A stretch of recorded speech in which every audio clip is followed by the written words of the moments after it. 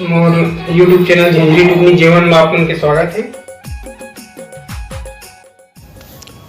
तो संगवारी हो चला शुरू करते हैं रेसिपी भतुआ भाजी के।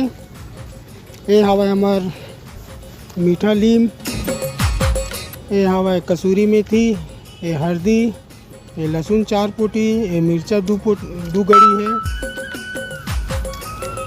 और ये नून है, और एक चुटकी जीरा है, और देख कसूरी मेथी इमन ऑप्शनल एक तरह से कही सकता हूँ, नहीं डालिया तब वो मिठाई और बाहर डाला था वो पावा है। काबा कि बाकी सब काम है लहसुन और मिर्चा के मेन काम रहते बघारे में।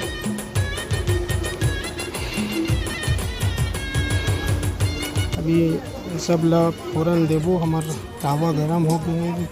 ओकर पहली यदि भाजी ले मस्त खुरहुर के होतले करत हन। अबे फोरन सब ले पहली तेज पत्ता बोला डाल दिए कागज के तेला, मीठा लीम ला, लहसुन ला, मिर्चा ला, जम्मो ला डाल देबो। एकदम आँच थोकन बढ़ गया लगत से, थोड़ा कम आँच में भूनबो, ये ला भूनबो। थोड़ा लल्हू हो गए तहन जो भाजी उबाले रहन तेला डाल देबो और खो देबो। मुश्किल से 5 सेकंड 10 सेकंड तहाँ आप मन के भाजी तैयार हो गए।